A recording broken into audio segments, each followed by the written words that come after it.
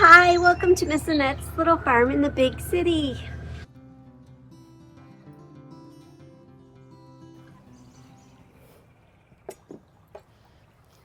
How are you today?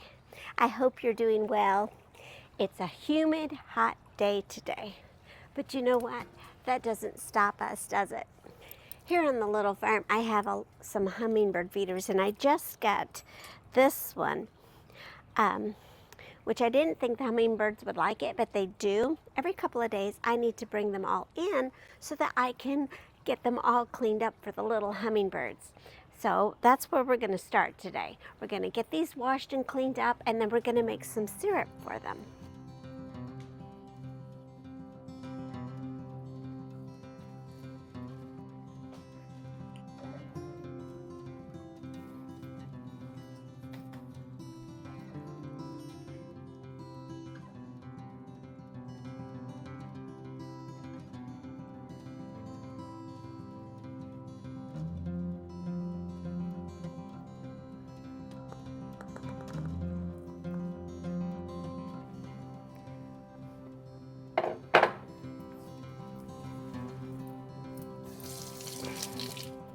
We have them all in here, and I have to admit there's some ants, so we're going to go ahead and wash these up really nicely.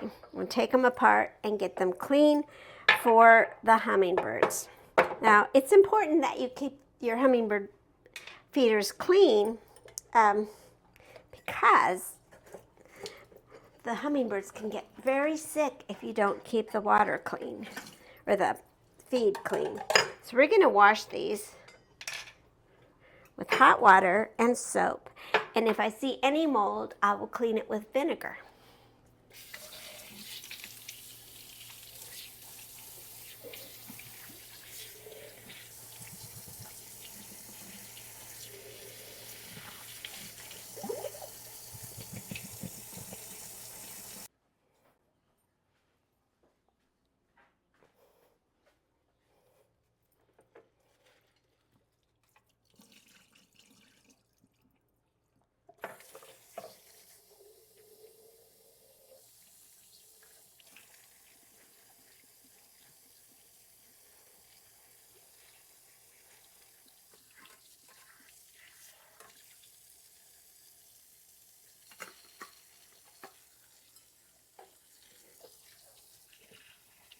Now we have them all nice and clean.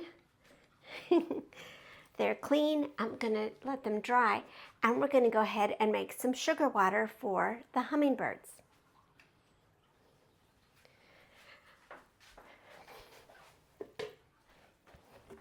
I'm going to make the sugar water in a pitcher so that I can fill my hummingbird feeders outside. The reason I like to fill them outside is because if I spill sugar water, it is really hard to clean up. Even though you try to mop it up, then you got to keep washing it, and then it attracts ants.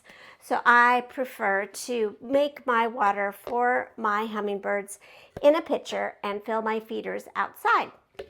Now, to make the sugar water, it's very simple. Sugar and water. The ratio is 1:4. So we'll fill it with water to about here, mix it up. The water is nice and warm since I washed the hummingbird feeders. I don't need to boil the water. I want it just warm enough to melt the sugar so that I can fill the feeders right away.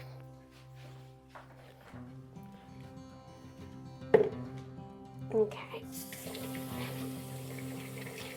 All right, and then I'm just going to use a whisk to make sure that the sugar is all combined into the water. See?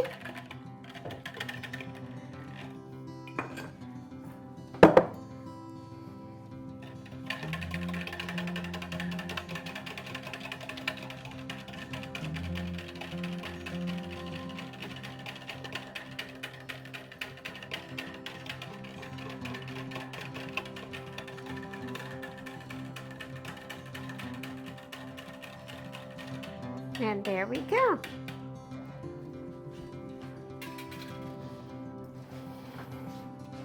All right, let's take the hummingbird feeders out so we can fill them. You change the hummingbird feeders depending on the outside temperature. The warmer it gets, the quicker it ferments. So, hot weather, you should change your hummingbird feeders every 1 to 2 days. You can tell that it's spoiled by cloudy appearance, mold, and if it smells sour. Hummingbirds are not only adorable, but they are natural pest controllers by eating massive amounts of mosquitoes, aphids, and gnats. They are also vital pollinators for your garden. Cute little things.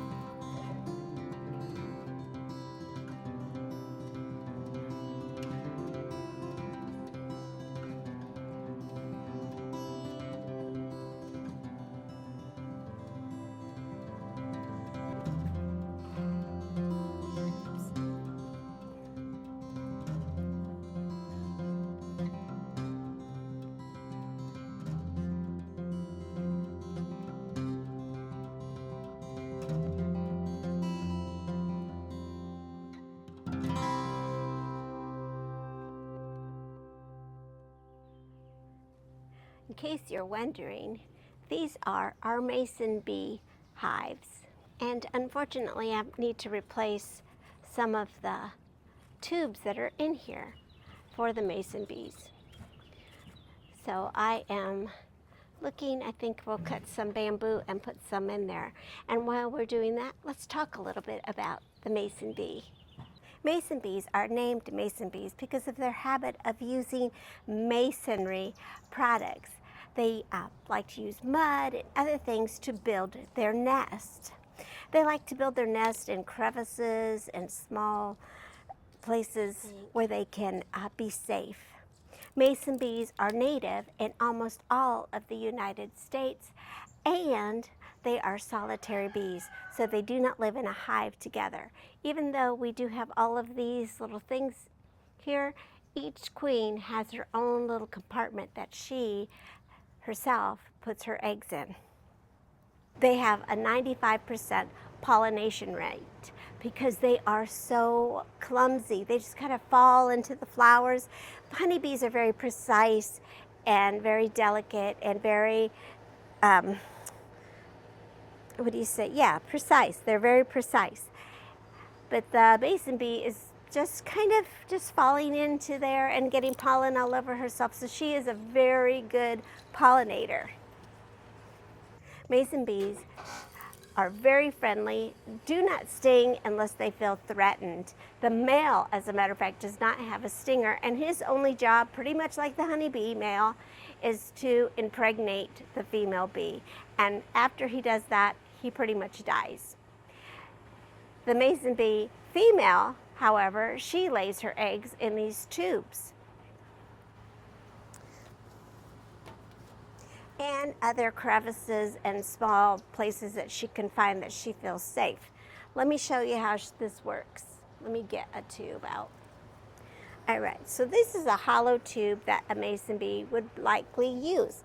And what she would do is she's gathering food, and she kind of balls it all up, the pollen and the nectar, and kind of balls it all up.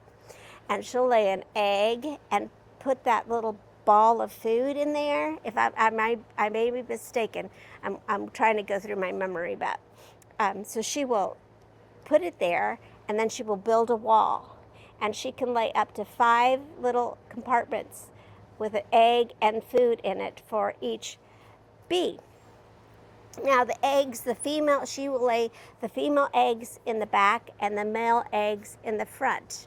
So the male will emerge first and mature first, and then as the females hatch and come out and mature, then they will come back and start laying eggs themselves, because the mother bee will probably more than likely already be dead. I want to remember, and I'm going to put it on my calendar, that I need to take all of these out in the fall and clean them all out really good so they can be reused. And that is something that I didn't realize I needed to do until I did some research for this video. So we learn something every day, don't we?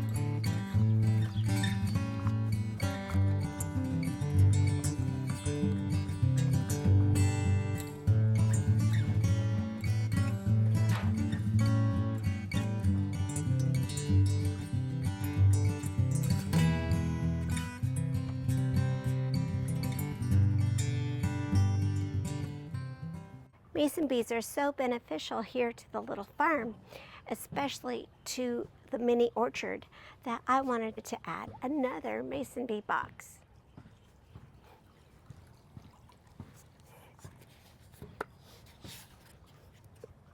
You can order these online, or you see them at the stores and you can get them that way. I've been ordering my mason bees and my mason bee boxes from masonbee.com. They did not sponsor this video or anything like that. I'm just giving you information. So these, in this particular box, these homes are made out of paper, which is fine because they can use the paper as well. Let's go ahead and hang this up on the fence. I'm not quite sure where, but let's check it out and see where we can put it.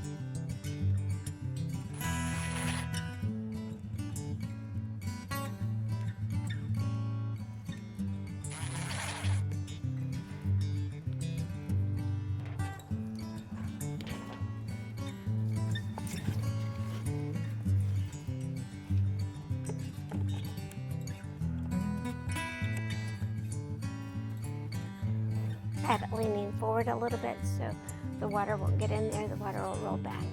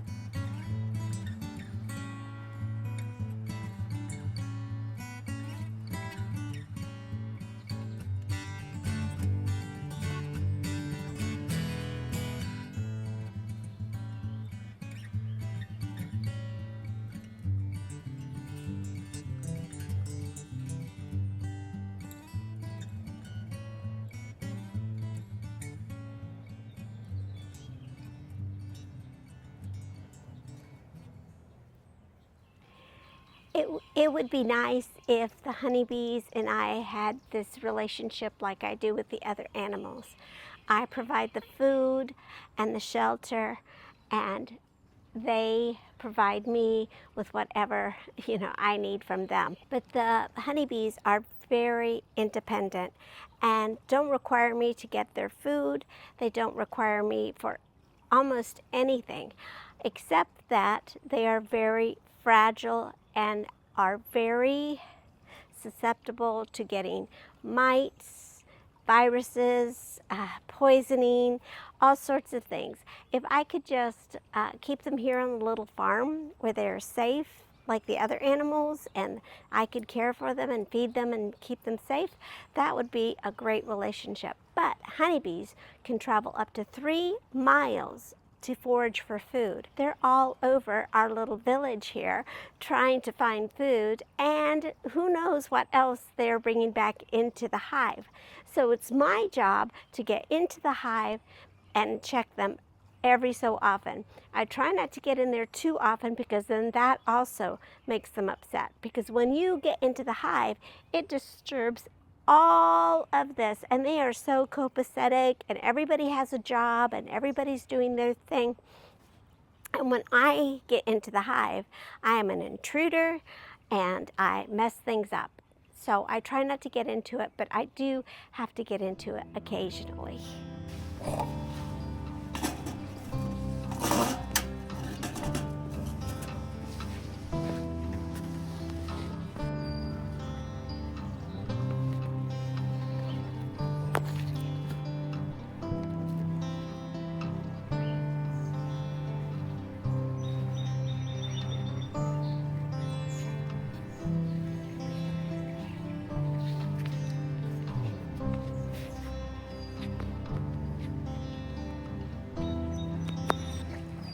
A single honeybee colony can house 40 to 60,000 bees. The bees are social and work under a strict matriarchal hierarchy. Honeybees produce 1/12 of a teaspoon of honey in their lifetime. Each bee has a job: forager, worker, nurse. The male bees only have one job, and that is to impregnate the queen. In the fall, when the queen stops laying, the male bees are forced out of the hive to die to save resources. Everything a little bee does is to the benefit of the hive and the queen.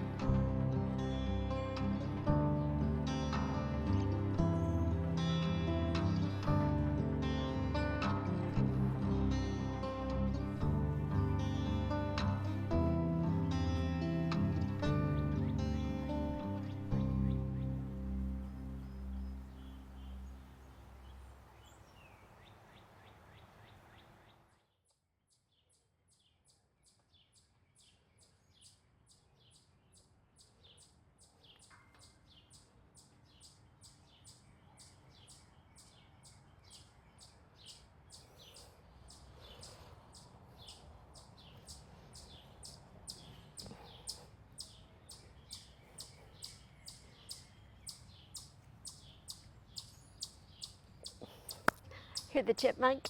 I